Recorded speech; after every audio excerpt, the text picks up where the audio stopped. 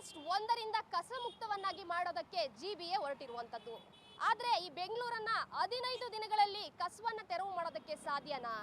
ಬನ್ನಿ ನೋಡ್ಕೊಂಡು ಬರೋಣ. ಸದ್ಯ ನಾನೀಗ KR ಮಾರ್ಕೆಟ್ ಬಳಿ ಇರುವಂತದ್ದು. ನೀವು ನೋಡ್ತಾ ಇರ್ಬೋದು ಎಷ್ಟು ಕಸ ಈ ರಸ್ತೆ ಬದಿಯಲ್ಲಿ ಬಿದ್ದಿದೆ ಅಂದ್ರೆ ಜನ ಕೂಡ ಅದರಂತೆಯೇ ಕಸವನ್ನ ಆಗಾಗ ತಂದು ಇಲ್ಲಿ ಸುರಿತಾ ಇರುವಂತದ್ದು. ಜನರು ಕೂಡ ಎಚ್ಚೆತ್ತುಕೊಂಡು ಏನಿದೆ ಈ ಕಸವನ್ನ ಹಾಕುವಂತಹ ಕೆಲಸವನ್ನ ನಿಲ್ಲಿಸಬೇಕು. ಸರ್ಕಾರ ಕೂಡ ಅಂದ್ರೆ ಈ ಜಿಬಿಎ ಆಗಿರ್ಬೋದು, ಸರ್ಕಾರ ಆಗಿರ್ಬೋದು, ಕಸವನ್ನ ತೆರವು ಮಾಡಬೇಕು. ಈಗ ಬೆಳಗ್ಗೆ ಎಷ್ಟು 12 ಗಂಟೆ ಆದರೂ ಕೂಡ ಕಸವನ್ನ ತೆರವು ಮಾಡಿಲ್ಲ. ಜನರು ಕೂಡ ಅದರಂತೆ ಬಂದು ಕಸವನ್ನ ಸುರಿತಾ ಇರುವಂಥದ್ದು. ಈಗ ಜನರಿಗೆ ಹೇಳೋದು, ಸರ್ಕಾರಕ್ಕೆ ಹೇಳೋದು, ಜನರು ಕೂಡ ಎಚ್ಚೆತ್ತುಕೊಂಡು ಕಸವನ್ನ ಹಾಕೋದನ್ನ ನಿಲ್ಲಿಸಬೇಕು. ಅದರಂತೆ ಸರ್ಕಾರ ಕೂಡ ಬೆಳಗ್ಗೆ ಬಂದ್ಬಿಟ್ಟು ಏನಿದೆ ಈ ಕಸವನ್ನ ತೆರವನ್ನ ಮಾಡಬೇಕು. ಕಸವನ್ನ ತೆರವು ಮಾಡಿ ಅಂದ್ರೆ ಸರ್ಕಾರ ಏನ್ ಮಾಡುತ್ತೆ? ಜನರು ಕೂಡ ತೆರವು ಮಾಡಿದ ತಕ್ಷಣ ಬರ್ತಾರೆ, ಕಸವನ್ನ ಸುರಿತಾರೆ. ಸರ್ಕಾರ ಕೂಡ ಏನ್ ಮಾಡೋದಕ್ಕೆ ಸಾಧ್ಯ?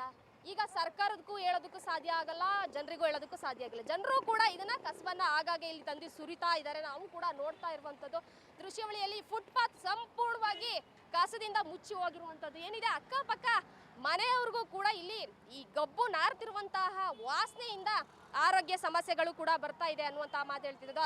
ಅದ್ರ ಜೊತೆಗೆ ಈ ರಸ್ತೆ ಬದಿಯಲ್ಲಿ ಫುಟ್ಪಾತ್ ಇದೆಯಲ್ಲ, ಎಷ್ಟೋ ಆಕ್ಸಿಡೆಂಟ್ ಕೂಡ ಆಗಿದೆ. ಅಂದ್ರೆ ಈ ಟರ್ನ್ ಮಾಡೋದಕ್ಕಾಗಿರ್ಬೋದು, ಏನೇ ಆಗಿರ್ಬೋದು, ಈ ಮಕ್ಕಳು ಕೂಡ ಓಡಾಡುವಂತಹ ಸೈಡ್ ಮಾಡೋದಕ್ಕಾಗದೆ ವಾಹನಗಳಲ್ಲಿ ಎಷ್ಟೋ ಅಪಘಾತ ಕೂಡ ಆಗಿರುವಂಥದ್ದು ಅನ್ನುವಂತಹ ಮಾತನ್ನೇ ಇಲ್ಲಿನ ಸಾರ್ವಜನಿಕರು ಕೂಡ ಹೇಳ್ತಾ ಇರುವಂಥದ್ದು. ಸದ್ಯ ಅಕ್ಕಪಕ್ಕದಲ್ಲಿ ಮನೆಗಳು ಕೂಡ ಇದೆ. ಅದರಿಂದ ಈ ಗಬ್ಬು ನಾರ್ತಿರುವಂತಹ ವಾಸನೆಯಿಂದ ಎಷ್ಟೋ ಆರೋಗ್ಯ ಸಮಸ್ಯೆಗಳು ಉಂಟಾಗ್ತಿದೆ ಅನ್ನುವಂತಹ ಮಾತನ್ನ ಹೇಳ್ತಿದೆ.